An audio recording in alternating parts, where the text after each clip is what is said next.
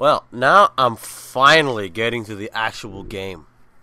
And now that I am, I had to think of a way to tell, like, rapid-fire jokes, and that's the problem with these reviews. You have to have real good timing when discussing a game in miniature. You want to summarize the game, because I didn't want this to become like a Let's Play.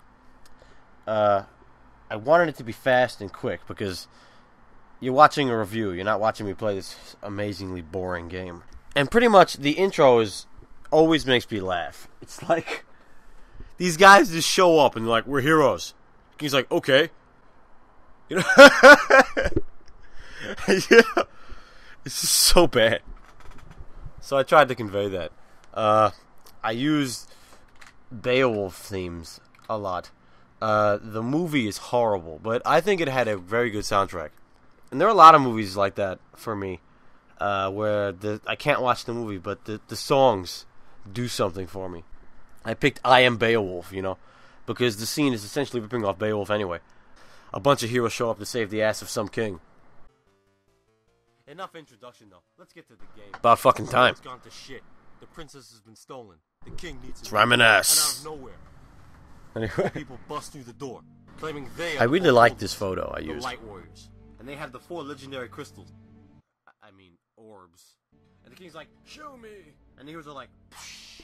So the king goes, "Save my daughter, Princess Sarah, from the evil Dark Knight Garland." And I say, "And my reward is..." This game constantly tries to stick it to Zelda. So wouldn't it be like the ultimate revenge if as a reward, the 4 heroes got to have sex with the princess all night, every night, for the next, 20 years? That would have made such a better ending to this game than the one you got, Yeah, I really don't like it when heroes don't speak in games. It just shows that the creators didn't try to put that effort in there. And it even happens with Chrono Trigger. I mean, I love Chrono Trigger, but, why doesn't Chrono talk? I mean, how could you put a romance in there without having one of the guys talk? Well, that's just me, I guess. About that 4 Light Warriors picture I made. I had to make it out of Photoshop, out of some picture from some castle. And the characters you see half of them are LARPers. One of them is Wonder Woman. And the guy on the left is a Tetsuya Nomura picture of one of the 4 Warriors of Light. He's the guy with the sword. So I thought that worked. I mean, it looks pretty good to me. I think it would and it probably would have looked better in widescreen, but I always thought Light Warriors was a stupid name. Yeah, I like the jokes I made here. So this is the first boss. You walk to Garland, you kill him in 3 seconds. And that's this game in about 4 seconds. It's just that over and over again. I really could have stopped the review there, but why? Why would I? I mean... That sucks. Are you gonna name the bridge after me? No? Fuck you. The princess is more amenable. She gives you a loot. The loot. You get the loot. A lot of people think that's the stupidest gift in Final Fantasy, and as I learned in Final Fantasy 2, it isn't. So the bridge is built, the epic prelude plays, and then the game the word prelude sort of suggests story, and if there's no story after the prelude, then, it's completely redundant. Yeah, people don't know where the word prelude comes from. And it's kind of interesting when you find out, but when you actually read these preludes, they just suck. The king orders you to kill Astos. Yeah, screw you too. Oh my god, the Marsh Cave. Yeah, I pretty much filmed my reaction right here. Maybe I should talk about the camera angles. It was my intention to put several camera angles, maybe some that would vivify my emotions. Like whenever I feel really sad, I zoom in on me, or something like that. The camera I bought couldn't zoom, which really killed that plan. But I noticed in a lot of reviews that it's just one guy talking to a camera in one angle. It's kind of static and very boring. I didn't really want that. So a good way to, I thought, increase the production value was to change the camera angles a lot. You expect to go in the cave, even though I had no technology or no funding. And I think it worked in this case with the Marsh Cave. I mean, the Marsh Cave is a sickening place. I mean, I didn't play this game for about 9 years. And when I played it again, the one thing I remembered about this game wasn't the ineffective stuff. It was the Marsh Cave. Oh my god, this is horrible. Now I know a lot of people disagree with me that this is the hardest place in Final Fantasy, but you know what? I played them all. I'm sorry, this is it. I mean, it's just so goddamn unfair. You gotta get to level 15 just to be able to do anything. And it takes you 30 years to get there, you know. Let me talk about the editing process. The fact is, I spent the first 2 months editing, learning how to edit, perfecting the film footage, but really putting off the video game footage and sticking it in. And it was just a matter of me going one weekend, okay, I'm gonna finish it now. Alright? And then in about a week I did it. But God, that was hard.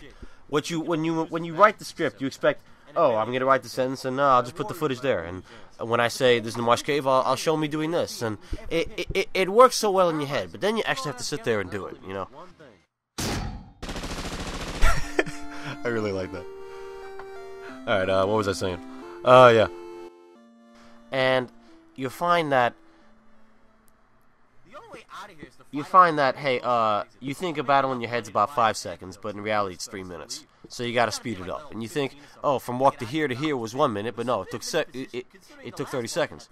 Or it took 3 minutes. So you gotta speed it up, slow it down, cut only the relevant portions you need, and worst of all, you have to find everything again. Now, I do now constantly what I didn't do before. In Final Fantasy 1, I didn't know you should write down relevant time codes to match up with the footage you want to put in there. You'd better do that if you want to make a review. I didn't do it, and it took me forever to find everything. I ended up making the time code I didn't make while editing it. Maybe you can't notice it, but over time, from the beginning of the video game, from like right about now, it looks like I make cuts every couple of seconds, but as we move on, I plan to make more cuts, but I said, you know what, nobody's going to notice, and I just didn't. So, that's me getting a little lazy. And I realized a lot of people who edit do that. I mean, they'll put the trailer in the end of their reviews. They'll use long establishing shots and photos of people just to fill up some space. You know? So I didn't feel so bad.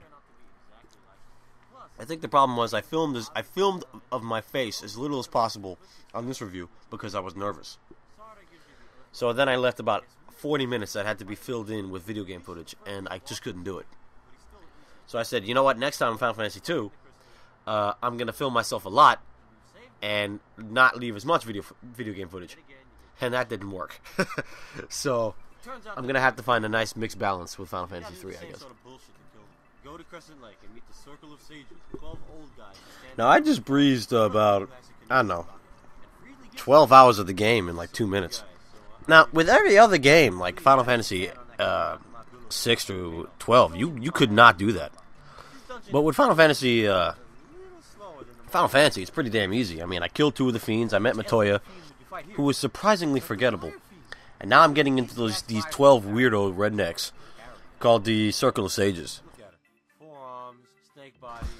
I killed the 4 fiends, and then I go to the bad guy. I mean, that's what happens in this game. And I remember yawning like crazy when riding that boat, and I said, you know what? Let me just put it in the review. And you know, I realized nobody else did that, so that was good. Another really stupid plot point that a lot of Final Fantasy games, a lot more than you think they do, is that they find an airship in the desert and they dig it up. This is the stupidest plot point I've ever heard.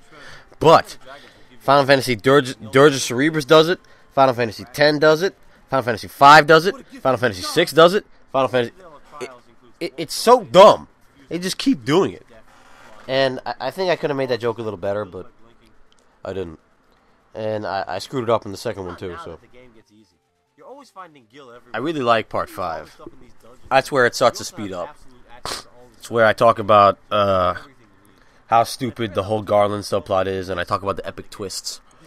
The rest of the game is kind of irrelevant, because all anyone really remembers about the game is, oh, Garland's at the end, and it's at the beginning. So you go to Bahamut Island. Whenever I see Bahamut, I go, Bahamut! And, you know, I got that from this Flash video called Final Fantasy A+, which is a Newgrounds spoof of Final Fantasy. It was pretty funny. Yeah, I'm going to try to mention Final Fantasy VII and the good games as much as possible, because they did a lot, much more. They did so many things so subtly that people don't even recognize it. Like one of the things, like when I talk about the NPCs here, I mean, it's something I always notice, but I never really thought of it. And it's not in the other games. Like the best NPC in Final Fantasy 1 is the guy who goes, "I'm a farmer," and inhale. I hate that guy. Sorry, I have to have some fun in this game. To get the Oxy Ale, we have to save someone. Again. It's a fairy this time. Hey, listen! Hey, listen! Hey, listen! I think I made fun of Zelda just for that joke. Why haven't I turned this game off yet? Yeah, there's a point in a lot of the Final Fantasy games where you have to go through it, and it's like, you know what? I'm not playing this game anymore. And it's when you have to save the fairy for 50,000 gil. It's like, you know. And sadly, in Final Fantasy games, that point is becoming earlier and earlier and earlier and earlier. It's so late in Final Fantasy 1, but in a game like X2, that it's the first scene. I mean, you can't do that. You know, I don't know why anyone even remembers the Garland thing. And I try to make that kind of a stupid joke, because it's such a bad twist. But it's so famous that every single Final Fantasy game has done it somehow. So I try to do it with my reviews. One thing I did with the top 700 list I made was I put Let's Play the Piano Again as the last place on the list, and I put Let's Play the Piano on the first on the list. Nobody seemed to get that joke, but whatever. You know, there's one thing for goddamn sure. You gotta be insane if you're gonna try to get to level 99 in this game, because it will take you years. You'll also be making an inordinate amount of Terminator jokes to yourself just to stay awake. Hasta la vista, baby. Okay, go back to Melmond. Yeah, I held this joke back, but the animation didn't help me out, so maybe it didn't come off so well. You know, that program isn't as good as they say it is. You never go far enough in the language. Yeah, this joke is horrible, but, you know, Rosetta Stone isn't that good, so don't waste your money. And who the hell is diplomatic with You want to learn a language, go to a class and force yourself to learn it, okay? Anyway, learn the language in 1 second by pressing A. Damn, I wish Japanese class was that easy. Go to Lithuania. You know, I'm rushing through this, but damn, this took me hours, and ugh. God, it was so boring. I'm so happy I recorded it, so I never have to play this game again, you know? In the Flying Fortress, find the Adamantite and fight Timiat, the first slightly hard boss. Oh wait, forget it. 4 crystals down. Is the game over yet? No? I don't know who I'm talking to, but I like that joke. The blacksmith named Smith. Oh god. Yeah, I mean, that just makes me sick. The blacksmith is named Smith. What the... God damn it. You're playing the Game Boy version, Dawn of Souls. Not only are you playing a much easier game because the game lets you save everywhere, at this point you can go and fight a bunch Yeah, I mean, I thought about this warning pointless rant joke at the end during editing, and I think it really helps. I think it makes this really funny. I'm just whining about Dawn of Souls and how I don't like how they make all these huge dungeons. They did it with all the Game Boy Advance games, and they really did it with X2. X2 just insulted me with that 100 floor dungeon with those bosses. And, you know, I prefer it when dungeons have a point. Like, or if it's something like Ultimuse's Castle, or there's a side quest in there or something. Not just, hey look, there's a dungeon, fight in there. I just don't like it.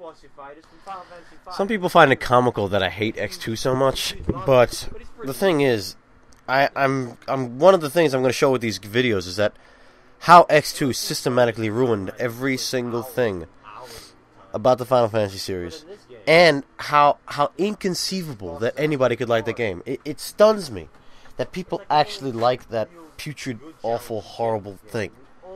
I mean, it added nothing. There was no plot. It wasn't fun. It was stupid. It sickened me to the core. It ruined the game it's a sequel to. And maybe I should stop thinking about it, but I can't. I might just make the X2 review like now, just so I don't have to think about it anymore, you know? And the whole epic twist joke was just to make fun of X2. You kill the 4 fiends again by using the loot to access them. Oh god, the loot. What a stupid idea. Because if X2 had a plot twist, you'll never remember it. Utterly destroyed. It just doesn't matter. You kill the 4 fiends, you enter the inner sanctum, and the final boss is Garland.